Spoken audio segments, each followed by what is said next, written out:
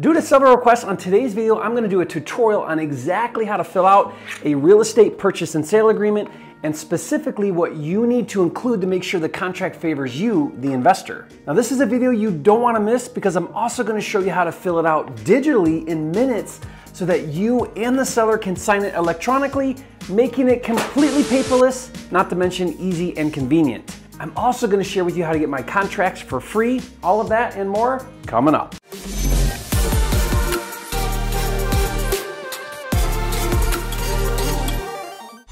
Hi, it's Jerry Norton, the nation's leading expert on flipping houses, and if you're new here to make more money in less time flipping houses so you can live your dream life, subscribe to my channel, click the bell icon to get notified when new videos are released. Okay, here it comes. I am not a lawyer, nor am I giving legal advice. You are a big boy or big girl. You are responsible for your actions, so always seek competent professional legal advice before buying and selling real estate. As a house flipper, after you've gotten a lead and you've crunched the numbers, it's time to present a written offer to the seller.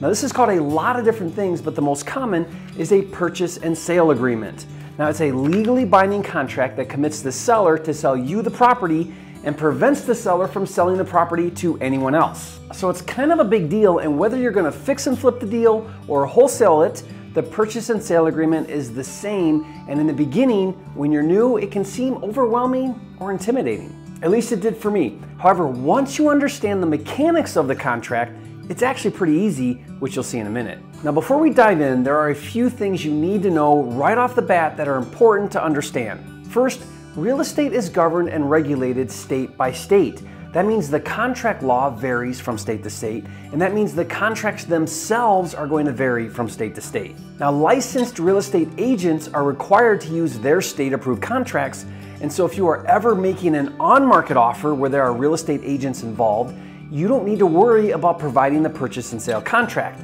They will do that. They will even assist in filling it out, but you still need to understand what you're filling out and what you need to include, which we'll cover on this video, so keep watching. Now, if you're not licensed and if you're dealing directly with an off-market private seller and there are no agents involved, then you don't have to use the state-approved contract necessarily.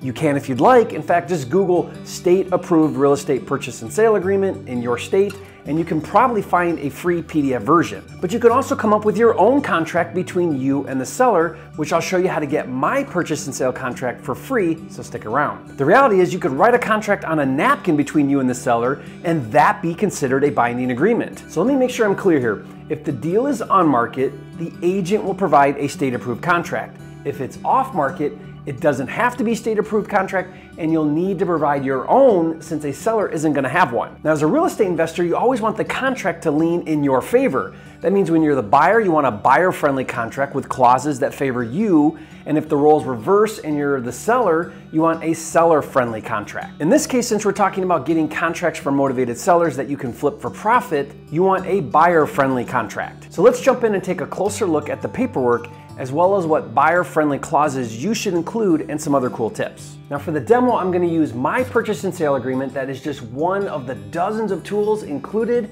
with my Flipster deal management system. And if you've never heard of Flipster, I'll tell you more about it in a minute. But what you do is first, once you get logged in, is you're going to go to the Offer Generator Pro, which is the contract builder tool. Click Add New, then choose a property from your drop-down menu. Now before we start going through and filling this out digitally, notice there's this little I for information.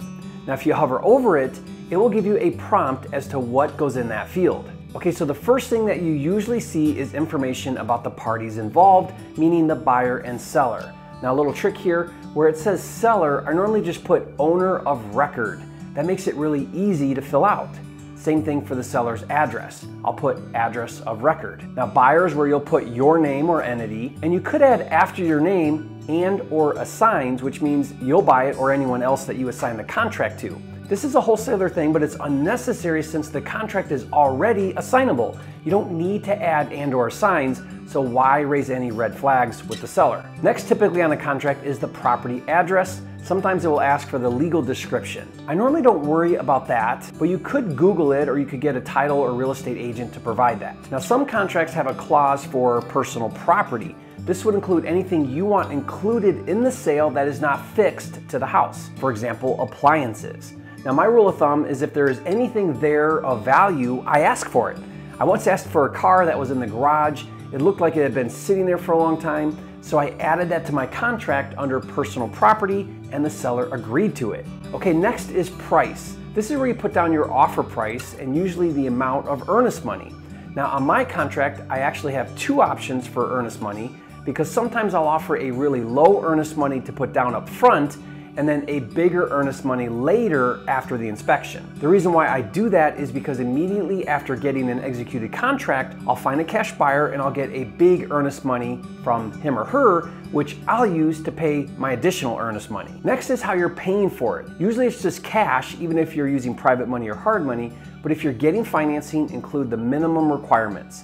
Now keep in mind, this is a contingency that protects you. If you don't get the financing as described here, then you can back out of the contract. Number 7 here is basically your as-is clause. This looks differently on some contracts, but basically you want to let the seller know that you're buying the house in its current as-is condition and not requesting they make any repairs. Number 8A here gives you a window of time to do an inspection. This doesn't necessarily mean that you have to hire a professional inspector. It just means that you have a window of time to perform any due diligence and make sure the deal works. Now, if you discover something or realize the repairs are more than you anticipated, you can back out of the contract during the inspection time without any repercussions. So rather than putting a date, instead I write 10 days from accepted offer. That makes it easier to fill out the contract, and it means you don't start on the clock until all parties have signed. Now 8B basically says if there are any issues that you request the seller to take care of, he or she has a deadline to respond. Now this usually isn't applicable because you're buying the property as is and you're not going to be asking the seller to fix anything. Number 9 is the lead-based paint clause. Now those are standard. Make sure you learn what the rules are with homes built pre-1978. Number 10, this is the closing date. Again, rather than putting a date, I always put down 30 days from accepted offer, or how many ever days you need to close. Numbers 11, 12, and 13 all have to do with the title and making sure you get a free and clear title with a warranty deed. Now all you have to do is put the state where your deal is located in these 3 blanks. 14, 15, and 16 are all legal things that is pretty standard. Number 17 is if there are any agents involved, which, like I explained in the beginning, usually isn't the case, otherwise you'd be using their forms. So just put NA. Number 20 is if you wanted to include any addendums to the offer. Now 21 is where we want to include some things that are in our favor. So if there's not a specific clause for these items, then wherever there is a blank spot, write them in. First is specifying who you want to use for the title, closing, or attorney, depending on what state you're in. We want to make sure that the closing happens with a investor-friendly closer, especially if you're wholesaling. So put closing to take place at, then fill in the blank with your title company. Number 2 is making sure you get access to the property. If it's vacant, put buyer permitted access to property via a contractor lockbox. This will allow you to show the property to cash buyers if you're wholesaling, and if you're fixing and flipping, this will allow you to get bids and plan your rehab. If it's occupied by the homeowner, put seller to give access with 24 hours notice to show property to others. Number 3 is if you're going to wholesale your contract, add a clause to have the right to advertise. Put down buyer permitted to advertise the property. And the 4th clause is closing fees. If you committed to the seller that you would pay all of the closing fees, then add buyer to pay all closing fees except any outstanding property taxes or liens. Now let's go to 23. This is important because it says that an electronic version is acceptable and binding. This is important because we send this document via email for digital signatures, so there's no printing or scanning needed, and it makes it super easy for the seller to sign. I'll show you in a second. Number 27 is important because it forces the seller to respond to your offer by a certain time frame. I normally put 1 day or 2 days. Now once this is all filled out, you want to click Save. Then when you're ready to send it to the seller, check this out. Click Sign and send this agreement. Next, follow these instructions. First, double check and make sure you have everything you want in it. Read through it again carefully and make sure you didn't miss anything. Then add the name and email of the other party that should sign this document, the signee. Next is where you sign the document. Click Start, then add your initial. Then you're going to sign it. Then just click Finish, Agree, and now it's ready to send to the seller. You can see it pre-filled out an email that's going to go directly to the seller, and then you just click Send. Congratulations, you've just sent the contract over to the seller to sign. He's gonna get it via email so you can follow up with him, make sure he got it. He'll be able to sign it just like you did digitally and send it right back to you. Once you get it, it'll notify you in the system and you'll have that executed contract now saved digitally inside your Flipster system, so you can store it, track it, manage it from there. It even allows you to send reminders just in case they don't get it or they don't send it back right away. You can send it again as a reminder and make sure that they sign that. Now, if you'd like a blank PDF copy of my contract, I'll give that to you for free. Just click the link in the description.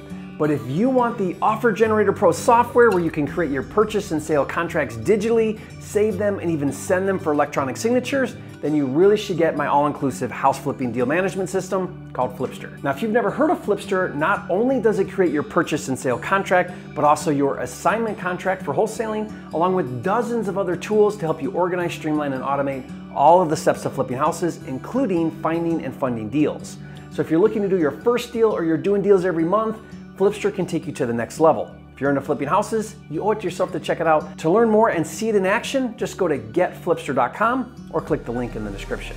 If you learned something on this video, show some love, hit that like button right now and leave a comment. Let me know your biggest takeaway from this video. I'd love to hear from you. And if you haven't yet, be sure to subscribe to the channel. I'm dedicated to helping you make more money in less time flipping houses so you can live your dream life. And while we're on the topic of paperwork, once you have the purchase and sale agreement executed with a motivated seller, if you're going to wholesale it to a cash buyer, you're going to need an assignment agreement. So watch this next video to learn how to fill that form out and to get it for free. So watch that now, and remember, it's not about the money, it's about having the time and freedom to have, be, do, and give everything you want in life. That's what it's all about, and I'll see you on the next video.